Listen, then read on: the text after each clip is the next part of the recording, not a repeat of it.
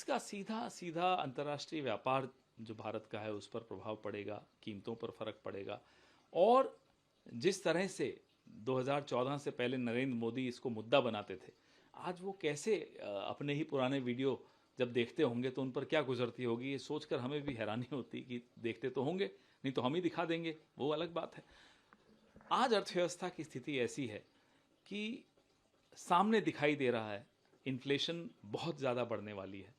एक जंग छिड़ी हुई है जहां हमने हमारी विदेश नीति की जो जो ढुलमुल विदेश नीति रही है उसका प्रभाव भारत को सीधे सीधे झेलना पड़ रहा है। स्ट्रेट ऑफ हॉर्मुज चीन के लिए खुल सकता है, जापान के लिए खुल सकता है, रशिया के लिए खुल सकता है, भारत के लिए अभी खुलने में आनाकानी हो रही है क्योंकि हमारी विदेश नीति की का सीधा सीधा दुष्प्रभाव है।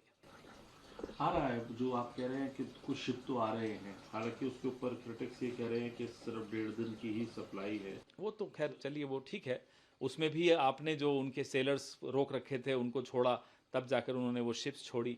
इस तरह से विदेश नीति नहीं होती। ये जो हमारे रिश्ते, ऐतिहासिक रिश्ते ईरान के साथ रहे हैं, उनके ऊपर जो हमला भारत की सरकार ने बोला है उसका नुकसान एक एक उपभोक्ता को झेलना पड़ेगा। बहुत कुछ कमजोर हो चुका है और कमजोर हो रहा है। आप अपने पुराने आर्काइव निकालिए, क्योंकि मुझे स्मरण है बड़े बड़े नेतागण including my prime minister of today, वो कहते थे साख गिरती है, रुपया फलाने की कीमत को पार कर गया। अब हम कहें कि अब मार्गदर्शक मंडल में भी कोई नहीं बचा जिसकी उम्र को पार ना कर गया। लेकिन कोई पब्लिक लाइफ में ना ये कहने का जज्बा होना चाहिए। अगर आज आपको लगता है कि इतना गिरने के बाद भी हमारी इकोनॉमी स्थिर है तो कहिए उस वक्त के लिए माफी मांगिए, हमने गलत बोला था। ये सरकार चुप है, चुप रहेगी। रुपया जब गिरता है तो सिर्फ रुपया नहीं गिरता, क्या देश की साख प्रतिष्ठा गिरती है। ये मोदी जी के शब्द है जब वो मुख्यमंत्री थे और कांग्रेस की सरकार यहां थी। तो अब जो रुपया अब की बार 100 के पार डॉलर्स की तुलना में गया है और मोदी जी और उनकी सरकार, उनके वित्त मंत्री सब चुप बैठे हैं, आवाज तक नहीं निकाल रहे हैं। भारत की अर्थव्यवस्था जिस तरह से डगमगाई गई है, रुपया जिस तरह से दर दिन गिर रहा है,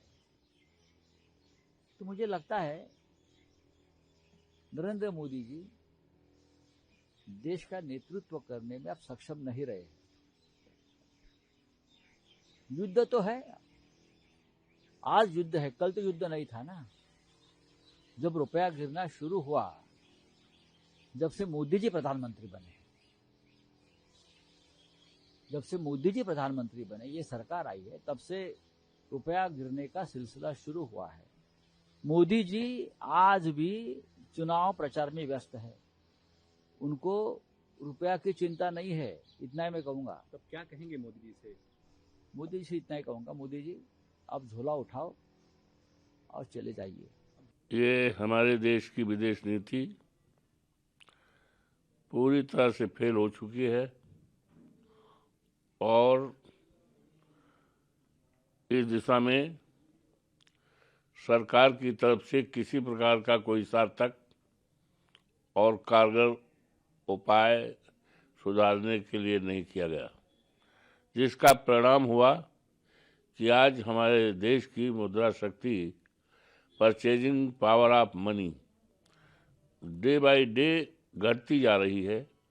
इसका असर हमारी अर्थव्यवस्था पर बहुत बड़े पैमाने पर पड़ेगा, हमारी खेती पर और हमारी बाजार पर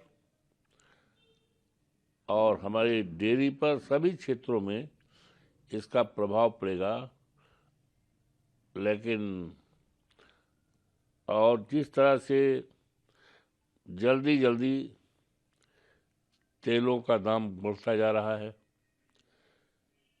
और आज तो रसोई गैस की इतनी हालत है कि लंबी लंबी लाइन, कतार पुलिस को तैनाती की जा रही, यहाँ से ये रसोई गैस वितरित होता है। सरकार की ये गलत नीतियों का कारण देश को भुगतना पड़ रहा है। आपके मोबाइल पर तुरंत आएगी ब्रेकिंग न्यूज। स्क्रीन पर सबसे पहले दिखेगी बड़ी खबर। देश दुनिया की हर खबर एक जगह। अब आपके मोबाइल पर तुरंत फटाफट इंस्टॉल कीजिए न्यूज नेशन ऐप और रखिए खुद को अपडेट।